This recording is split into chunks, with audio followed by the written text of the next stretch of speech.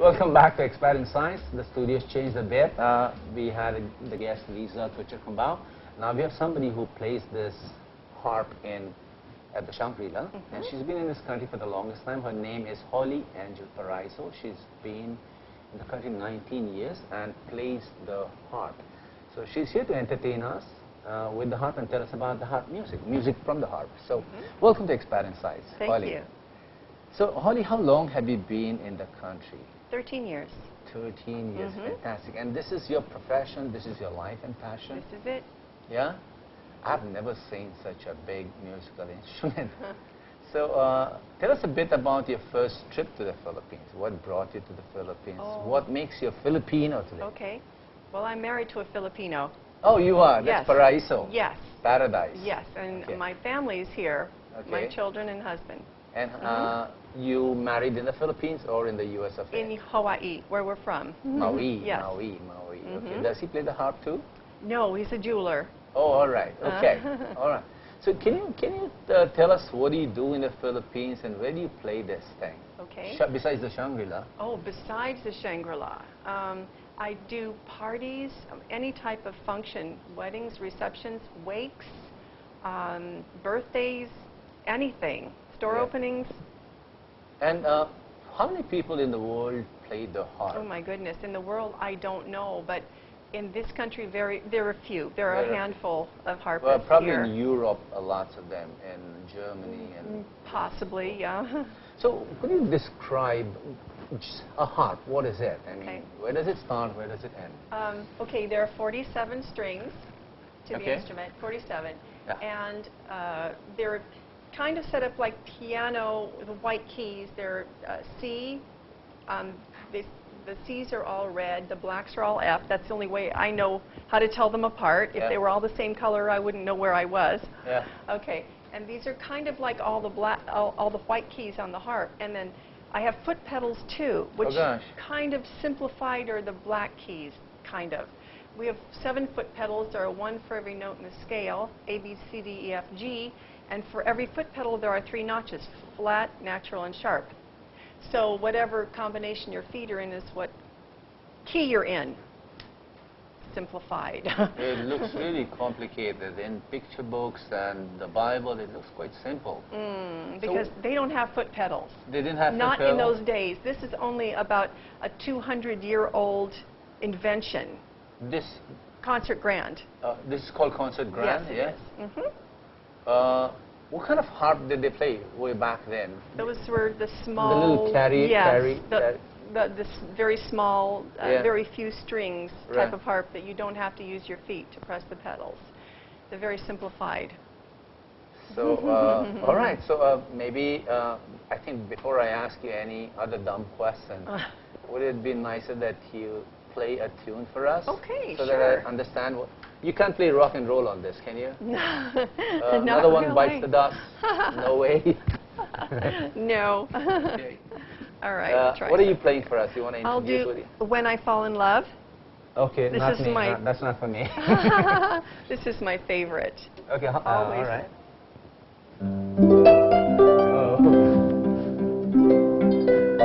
It's cool. What a coffee.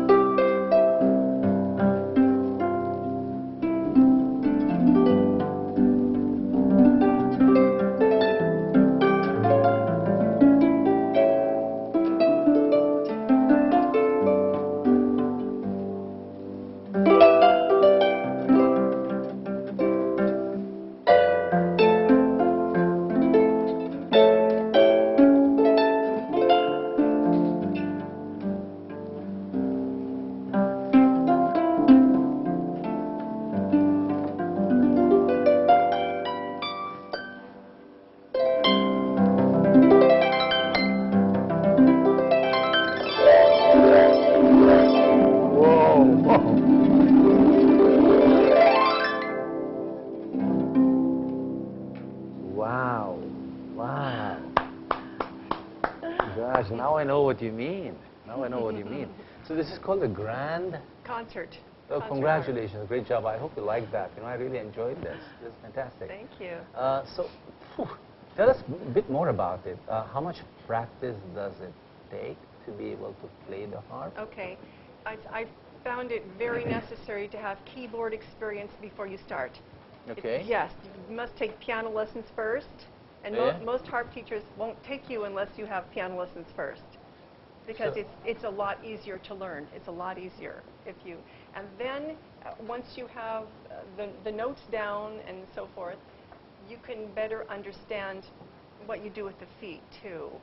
To change like the piano, yeah. Well, it's not piano for the same only thing. two legs. That's a sustain. Yeah.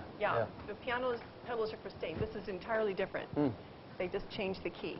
So you put in a couple of years to learn the piano, at least. And then how many more years and how much practice? Okay. Yeah. I took piano when I was very young, and then I thought I liked piano, and then I saw harp in an orchestra one time. That was it. I had to learn the harp. Wow. I had to. So I begged my parents and begged until I finally got one. Yeah. And then it took me about 3 years. Sometimes I'd stay up till 2 in the morning practicing. Wow. I loved it so much. So what's the life of a harpist compared to the life of a rock artist or life of a jazz artist? Do people throw stuff at you and say, come on, one more time, one more time? No, I'm just saying, encore, do they do this? Oh, no, I don't have any groupies. But, and people usually don't send requests up on soggy cocktail napkins, but I play in very, very nice places. Yeah, I very do. elegant, Yes. Shangri-La being one of them. Yeah. Yes, that's right. That's right. Any other places in Manila? Not steady. Just Shangri-La, Makati, in the lobby lounge from 6 to 9 on Wednesdays. Yeah. But the global picture on the harp music, are there any leagues or any associations on the harp? And who's the world's best harp player? Oh my goodness, I don't. There are many different. Yeah, there are many. Male and female. Anybody like Liberace of the harp business? That kind. Not really. The harp never caught on like guitars and the rock. It never did that. I don't know why. It's just not, But it plays well. Yes, it does. But it's only for a select group, I think, that can appreciate also. Churches. Yes, churches are one. Yeah. And so besides Shangri-La in the Philippines, where else have you played and where else can people go to listen to harp music? To listen to harp music, I don't know. I can't speak for the other several harpists here, but Shangri-La. People tell me they see me at parties. People say, "Well, I've heard you play at a wedding," or many times when I'm out, people tell me that. So But is the job anything like massively a virtuoso in the business of any field of art? Like you're rarely seen and you have to practice a lot more than be visible in the marketplace? Oh, no, I really don't know of any. No? No. Would you like to play us something a little more current? Current? Not my age. Oh. The age of the guest before us. So we're in time? Okay, I don't know. Okay. This is a favorite. I get asked a lot for this.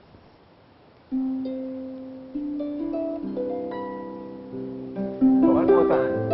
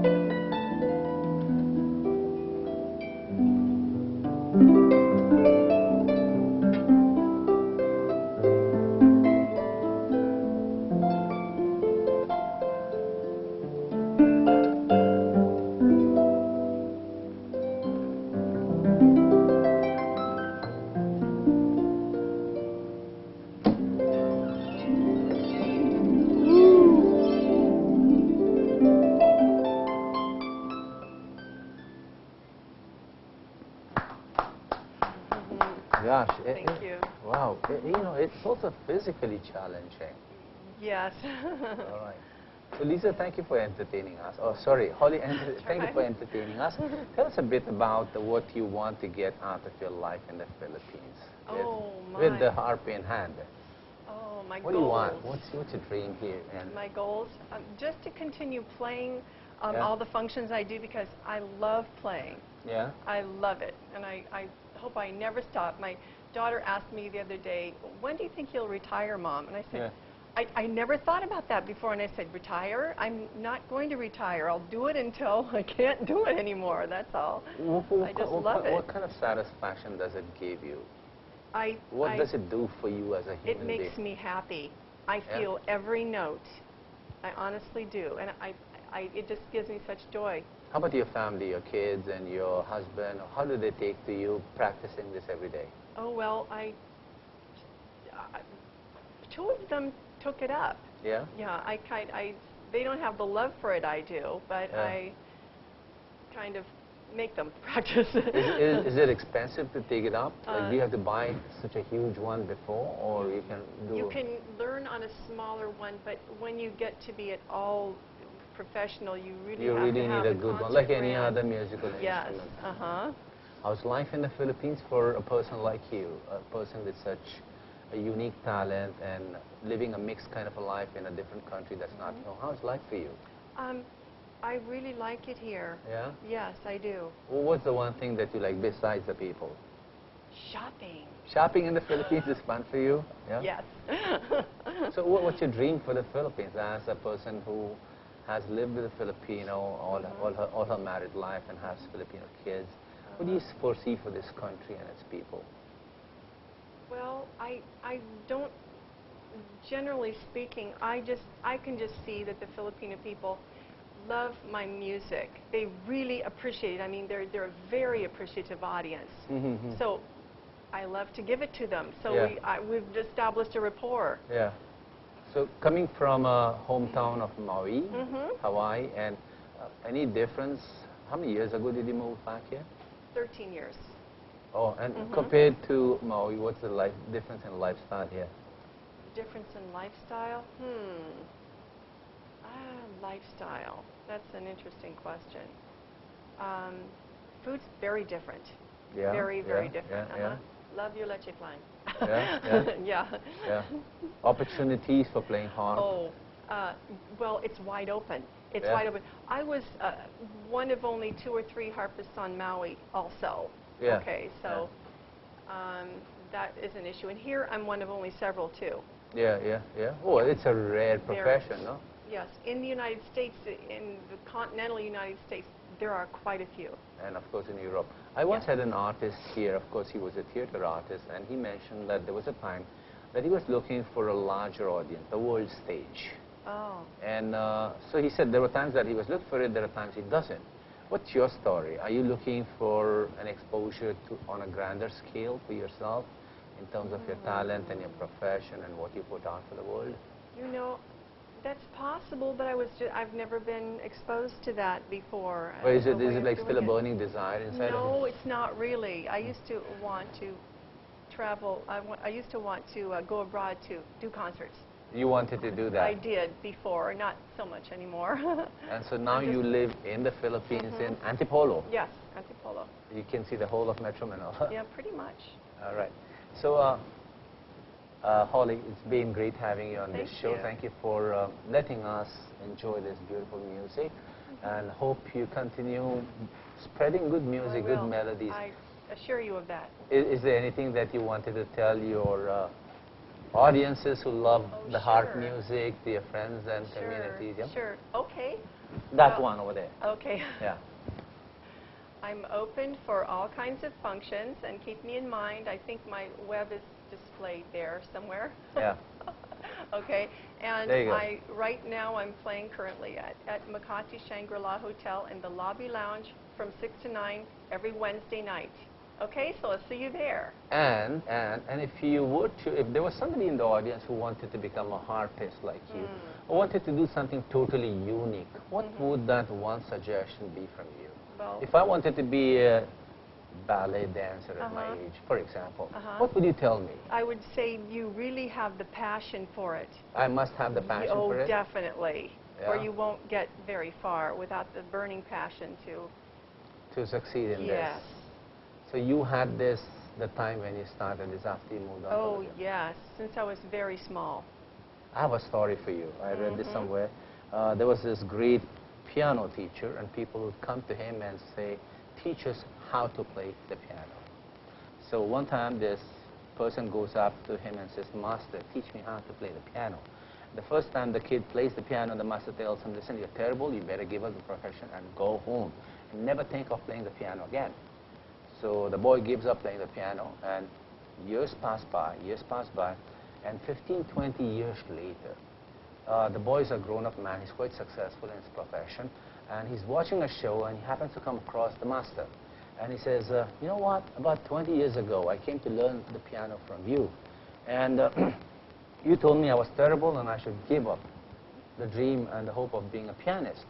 And I did, he said, and I'm happy. I'm really happy with the fact that you told me. The question I want to ask you, Master, he said, the hopeful pianist, he said, Master, how did you know that I'm a terrible pianist? How did you know that I'll never make it in the world of music? And the master told him, he said, I say that to everyone.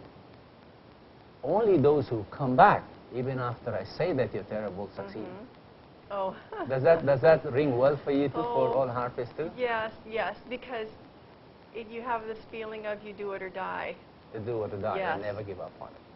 No. Okay, gracias, and thank you for being on Expat you. Insights, and thank you. And thank you. I hope you can close the show with the music while I Oh talk. my, Yeah, while I close up. okay.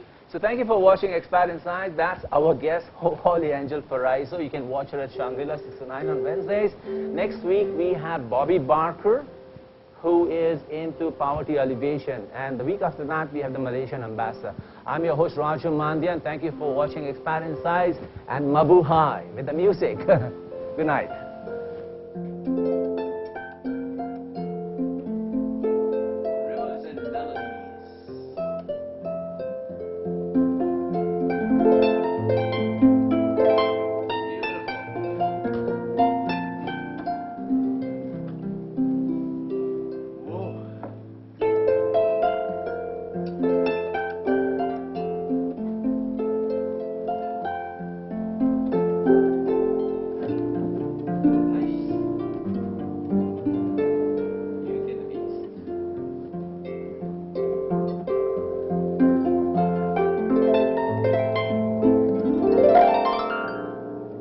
you.